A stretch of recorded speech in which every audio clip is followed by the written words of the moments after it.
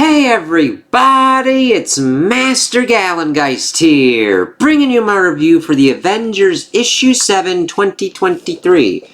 Ooh, interesting looking cover, looking like Vision's going kind of nutty-doo-dah, nutty-day, while the rest of the Avengers are knocked out. This doesn't really happen in here, but it is an affecting cover and really showcases Vision of just being like, holy shit. So, this is after what was going on with the Ashen Combine, so this is kind of a come-down issue, though kind of teasing things of what's to come. So, we start off with some crazy haunting imagery and nutty stuff of like, there came a day, unlike any other, when Earth's mightiest heroes found themselves united against a common threat. And I mean, that looks nutty. That's the moon cracked in half, things falling down from the sky, people being affected by some kind of weird fucking psychic thing, people being eaten, people puking up stuff. The art's just on fucking point here. On that day, as we then see the Avengers, but they do not look as we would normally look at them at this point in time. Now granted, Sam's outfit is Cap, the usual kind of stuff, but Thor's looking different. Captain Marvel is in her Miss Marvel outfit. Vision looks dead. Wanda's freaking out. Tony is in some different kind of armor than we are used to. It's like, what the fuck? The Avengers failed as we see this amazing two-page showing this kaiju-like creature wreaking complete havoc on Earth. As we see, for scale, the Avengers down here. And we see that T'Challa... Let me see. Was T'Challa on the other one? Yep. Oh, we see T'Challa and somebody else in the background. T'Challa's got different kind of Black Panther outfit as well. His kind of classic one. But yeah, that dude looking on in the background is like, And then we see the great kind of kaiju thing going on. It's like, god damn. And then we see that T'Challa tries to comfort Wanda, saying that he's sorry that Vision's gone. He was the best of us in many ways. That he would lay down his life first was proof of that. His life must be paid for. He must be avenged. How? How can we avenge anything? How can we avenge everything? As Tony's asking on the ground. Looking to be in his Thor Buster armor. Sorry about my hand. From that one bit when Thor was pretty much taking over. I actually have that. I have that comic. I remember reading that kind of stuff, and I have been messing around with my collection recently as well to try and see where all my stuff is, because I'm trying to gather it and like actually have it in a kind of spot. But it's really kind of cool to see that kind of deep cut. I mean, granted, it's not deep, but I'm like, what the fuck? So then we see the Black Presbyter is unraveling reality with its very presence. Basic rules of physics are coming undone. There's no one left but us. We lost. We lost the vision. We lost the world. All that we can do now is avenge it, whatever it takes. As we see that Sam was the one talking about like the Black Presbyter, and how Carol is pretty much getting them all fired up. She's firing up. Wanda's firing up. Thor's firing up. That's just really kind of cool. And kind of, to me, has kind of anime kind of influences on art style wise, which I love. Anime / manga kind of stuff. As Carol shouts Avengers Assemble as they like back on and just go full force. And we see even Wanda helping like fucking thunder toss T'Challa in a fucking red bubble. Their cosmos is a dead thing murdered, and deep in their hearts they all know this. Fly bloating meat, a reality rotting at the edges, attracting those that would feast upon it. And so the howling children of the anti-all have been released to clear away the weeping remains of the eighth cosmos. There's no malice in their actions, horrible as they may be, no glee, just the grinding finality of the inevitable. And the Avengers fly at this finality, this inevitability, like arrows from the bow of a deity. And it's like, I love how the panels are structured here as it like turns towards them and we see them like that arrow. And getting that kind of understanding of like when a cosmos dies, there are things, the anti-all, there are mechanisms for this. And you think about that. Everything has a kind of cycle. What happens when a cosmos dies? And I always love how comics can, like, explore that and look into that, even in their own kind of realms. The god strikes first. His rage is that of the endless storm. Unlike his mortal friends, he has always known that he would live to see this day, the end of this world, the end of this reality. He had a long time to come to peace with this knowledge. He never did. And I kind of like that. Even if this is a kind of weirder kind of one, that does come to what we have seen from Thor. Even in recent comics of, like, King Thor, of how he would deal with, like, the Necro sword taking over and trying to end pretty much all of existence. And everything going on with, like, that, Loki, the God Butcher, and Dr. Doom Planet and everything, just dealing with all that kind of stuff. Thor would fight against it and would never come to peace with it. The star strikes but a moment after. As she burns, the stars in the sky wink out one by one. She will be the last of them before the end, before the darkness snuffs out the final star, as we see her blasting at the Black Presbyter. The king is next to sacrifice himself without hesitation. He whispers a prayer to a god of his acquaintance for aid, and no prayer to the tiger god has ever been uttered without the expectation of a cost. He dies as he lived, with utter purpose. The engineer is not without illusion.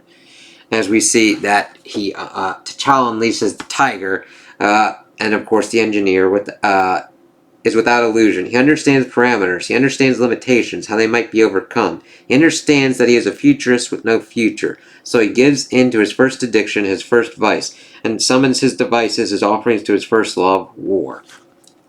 Interesting way to do that with Tony. And interesting different kind of armor look. Now granted, he was kind of wearing an armor under that kind of Thor armor, but it kind of shifts and changes, but there's kind of an explanation for that. And I'm not quite sure if Tony loved war. He made money off of it, he made profits from it, and it was part of his family's business. But I don't know if he loved it. Now granted, we kind of see that this isn't exactly what we know of. Then we see this next panel of them going at it with the Tiger God and Tony with his armor. They have no hope of victory, and they know it. They cannot resurrect a universe that is already dead, and they know that as well. I can taste their fear, their grief, their rage, and it is intoxicating, but still they fight. And that's the important bit. Like, sometimes there is no solution to a certain kind of thing, but sometimes you still gotta fight anyway, and that's what the Avengers are doing here. Are you ready? I'm Captain America. That's what I thought. The witch cast her spell through the icon. Magic has always been a thing of symbols. True. The icon is nothing if not a symbol, as she then starts pretty much supercharging Sam. The witch has focused the belief of everyone left alive in the nation that once called itself the United States of America into their symbol, the icon. The icon carries their faith with them into battle as a standard, as a weapon, as a shield. And I love that he makes it into a shield. That is an important bit of Captain America. It's the shield that is that big thing there. I understand that it's like, hey, you're kind of turning Cap into a weapon, but kind of not. The shield can be used offensively and defensively, so I kind of like that bit. But the face of the end of all things, but in the face of the end of all things, it is not enough. As Sam gets racked back, we see Thor knocked out as well as the Tiger God. The engineer stripped of his tools, as we see Tony falling down, his armor falling away. The god, his eternal life extinguished. The king, his sacrifice in vain. The star, her fire snuffed out. As we see them all pretty much disintegrating and dying. It's like, holy shit. The icon broken as Sam lies on a bit of rock. And the witch? No, wait. What about the witch? Who is speaking? It's like, shit, they found me! Undone by my own sense of the theatrical, as we then see that lone figure that was looking, and I did not catch that on the first kind of run through, so it's cool that I do this. As she says, this isn't real, this is a trick, and I love the fucking, like, you see Wanda's pain, and then you see her pissed off like, you motherfucker, I'm coming. I just really love the artwork in this. You're right there, Wanda, this is a trick, but you're also wrong. And we're like, what the fuck? Just because it's a trick doesn't mean it can't be real. And he then utilizes his power on her as she screams, "Nightmare!" And I love how the panel is delineated here with the line and everything. It's like nuts.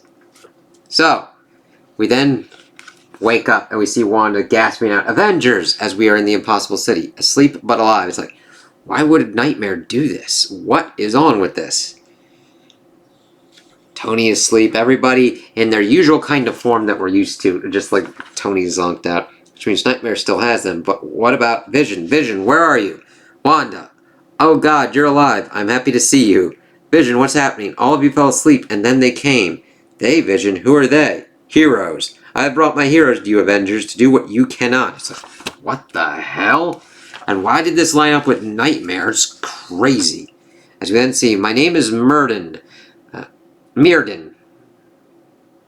And this is my Twilight Court. We have come to bring an end to Kang the Conqueror. As we see this page, Wanda powering up, and it's just a nice page to showcase Myrden and his Twilight Court of heroes coming for Kang the Conqueror. And be like, well, that's an effective way to set up the next arc and everything going on. It's cool to have this kind of come down and be like, hey, this is kind of crazy nutty, seeing what we can do with these Avengers and everything, and see what can happen, and then actually leading us into the kind of next bit.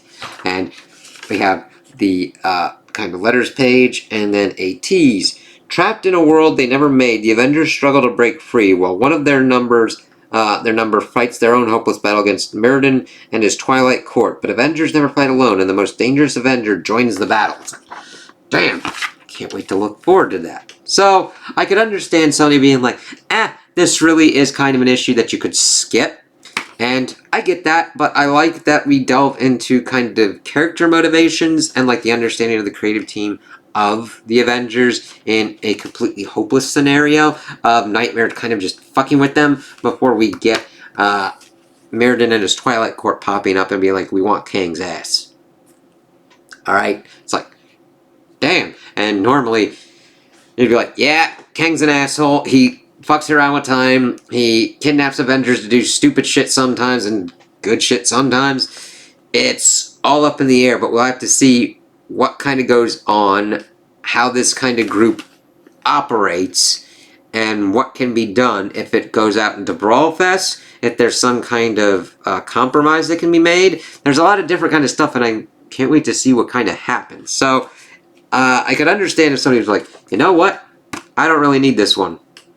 That's completely fair, but I love the art style. I love the understanding and getting into what kind of motivates certain kind of characters and their kind of understanding, even though I don't agree that Tony's first love is war. I think for Tony's character, his first love was kind of himself, and that war and his ability to create things for war and prove his prowess and his genius, it's more of his ego and his arrogance that are the thing that kind of defined him as an engineer first, rather than his love of war. Now granted, that's just my interpretation of Tony and where it doesn't line up with what was going on in this one, but that's pretty much my only quibble. The art was just on point. I loved the colors, how things are drawn. I mean, fucking look at that. That's crazy as shit.